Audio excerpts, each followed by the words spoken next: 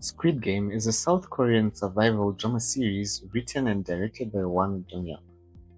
The first season of Squid Game premiered on 17 September 2021, followed by season 2, which aired on 26 December 2024, with the third and final season being released on Netflix on 27 June 2025. Squid Game Season 3 picks up the story in the immediate aftermath of Season 2's bloody but failed rebellion, and the games that aren't children's play continue. If Season 1 was about capitalism and desperation, and Season 2 about rebellion and ideology, Season 3 is about sacrifice and legacy. The good.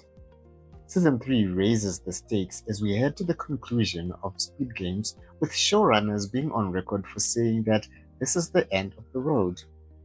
I strongly feel Squid Game should have ended as a one-season wonder instead of drawing it into a multi-season crash and burner.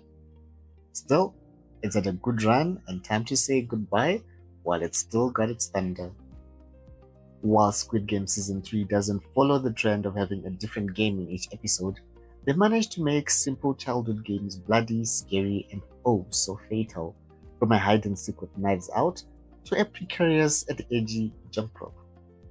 The visuals and cinematography are top notch on the pink and green set, punctuated by the haunting Blue Danori soundtrack that plays as contestants are led to the games like sheep to the slaughter. Jung-jae as Jihan shows exceptional range, from being the down-and-out rebel who blames himself for the failure of the rebellion in the previous season, to being an avenging crusader and finding his purpose and the chilling conclusion of Squid Games. The bad. I usually avoid viewing that puts my feels into an emotional blender and churns them into a smoothie sipped on an emotional roller coaster. Now see me almost crying over fictional characters.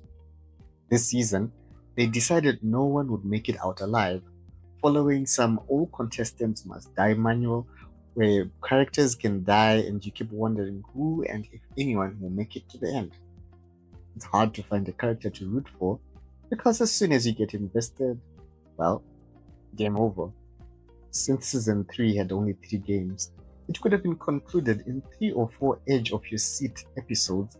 Instead, it gets stretched into 6 episodes with a whole lot of filler content and unnecessary side quests that overly don't help the plot, except beg your suspension of disbelief over how a character expects to get away with an unplanned and poorly executed quest.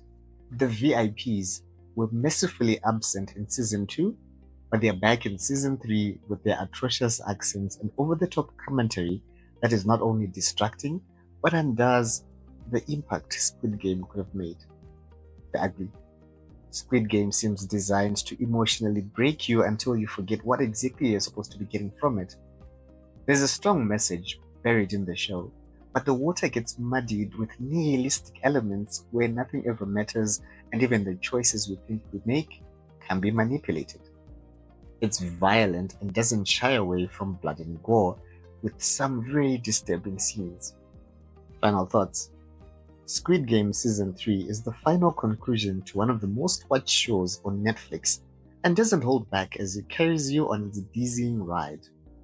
While the showrunner says there'll be no more Squid Game episodes, the show teases a USA spin-off of Squid Game, which has received mixed comments about westernization. Have you watched Squid Game?